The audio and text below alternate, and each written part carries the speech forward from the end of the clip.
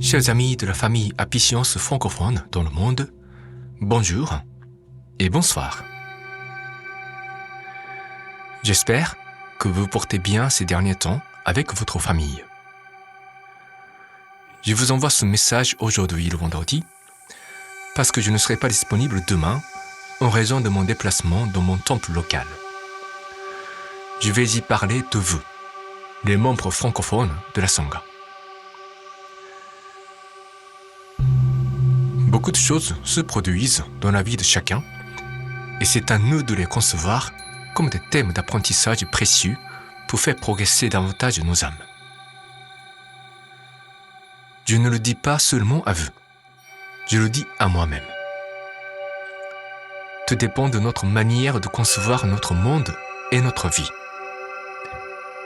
Si on tourne notre regard vers la négativité, ce monde et cette vie nous semblent absolument remplis des éléments néfastes, dévastateurs, ne laissant aucune place à l'espérance, à la bienveillance.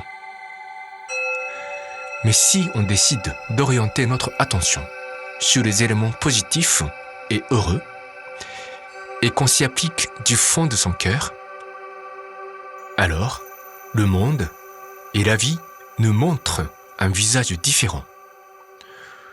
On commence à s'apercevoir les graines du bonheur partout là où on va. Et on comprend que la vie qu'on a été autorisé à mener cette fois n'est rien d'autre qu'un trésor unique à chacun. Pour appréhender une telle disposition d'esprit positive et constructive, il nous faut au préalable une foi dans le Créateur, qui est la source d'un amour infini. Et cette foi s'exprime toujours avec la gratitude envers tout ce qui a été créé par ses soins. Plus on remercie, plus on voit les valeurs de ce qui est déjà donné. C'est ainsi que la gratitude est une méthode très concrète du bonheur. Utilisons-la en disant merci au Seigneur El Contare aujourd'hui aussi. Et prouvons à travers notre existence la véracité de ses enseignements. Merci beaucoup, Seigneur. Aujourd'hui, j'aimerais partager une parole du Seigneur qui est la suivante. Les démons détestent ceux qui sont diligents. Ils détestent les personnes qui font des efforts sincères et constants, que quelqu'un les regarde ou non. Les démons sont remplis de ce type de pensée. Je veux vivre de manière paresseuse, fainéante et le moins efficace que possible. Je veux éviter et négliger tout ce qui est essentiel. C'est aussi le piège des démons. Il est facile de tromper et de piéger ceux qui veulent être paresseux. Il s'agit de l'extrait d'une conférence intitulée « Ce que détestent les démons ». C'est un enseignement très important qui nous apprend 3 caractéristiques d'un individu qui est détesté par les démons et qui est donc apprécié par les anges. La première caractéristique de ces gens est de mener une vie sincère, avec honnêteté.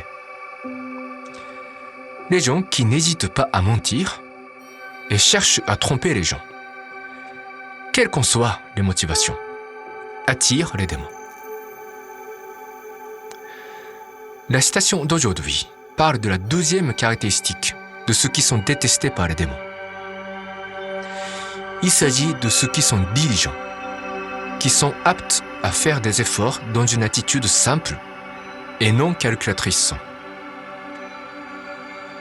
J'ai choisi de vous parler de ce thème car le monde tremble aujourd'hui suite à des révélations à peine croyables sur un réseau criminel qui s'étendrait au-delà des frontières et qui implique notamment de très nombreux dirigeants du monde occidental. Je ne vais pas nommer l'incident ici, mais vous voyez sans doute de quoi je parle. Maître Okawa nous enseigne que ce monde tridimensionnel est très proche de l'enfer qui est situé dans une zone limitée et inférieure du monde à 4 dimensions, est rempli des esprits qui restent très attachés à la vibration spirituelle et aux valeurs du monde matériel. De ce fait, l'enfer est très proche de notre monde et ses habitants trouvent tous les moyens pour s'immiscer dans l'esprit des personnes vivantes. Je sais que plus le monde progresse en termes scientifiques et technologiques vers le triomphe de la rationalité, plus on perd le sens de la spiritualité et cultive une tendance commune de renier les forces invisibles des entités démoniaques. C'est compréhensible parce qu'il y a effectivement d'innombrables formes de superstition qu'il faut éradiquer avec la lumière de la vérité. Mais il y a aussi des réalités qui seront perdues. Par exemple, la présence des démons dans notre vie. Le scandale mondial récent nous rappelle, n'est-ce pas, leur existence dans notre monde, qui semble en effet très puissante. Je vous ai répété que les membres actifs d'Apichance, qui ont envie de répandre cette foi et ces enseignements dans ce monde si proche de l'enfer, attirent l'animosité de ces êtres obscurs.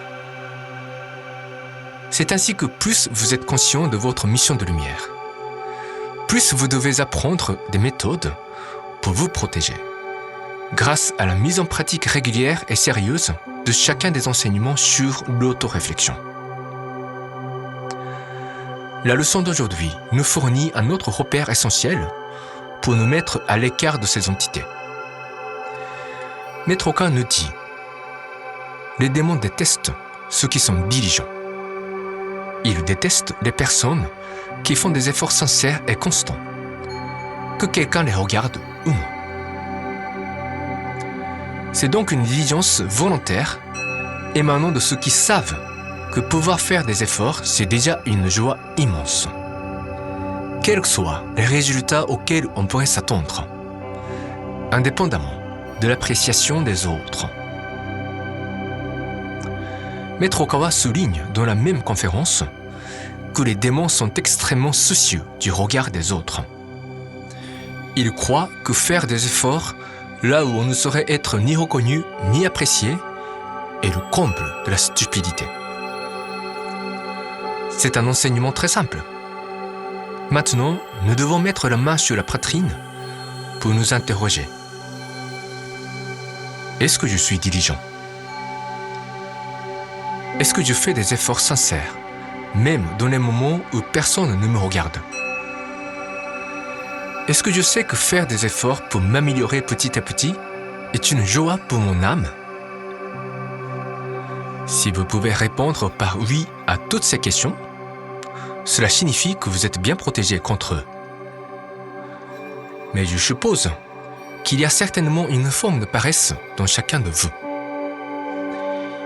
Il faut la reconnaître à cœur ouvert et se dire qu'il y a là un trou dans votre défense contre les démons. Les démons risquent de s'introduire dans votre vie en passant par ces fissures. Ce qui est essentiel, c'est de retrouver la joie de faire de petits efforts pour accomplir de petites choses. Un peu comme un enfant qui se réjouit d'avoir appris une petite chose dans un manuel. C'est une joie simple qu'on oublie souvent en devenant adulte et ayant appris le calcul dans la vie. On se dit si on gagne quelque chose en retour. C'est cela le piège tendu par les démons. Quand vous récitez les sutras et les prières, il n'y a généralement personne qui vous appréciera pour cette pratique. Pouvez-vous vous maintenir quand même dans cette pratique quotidienne? Voilà l'enjeu.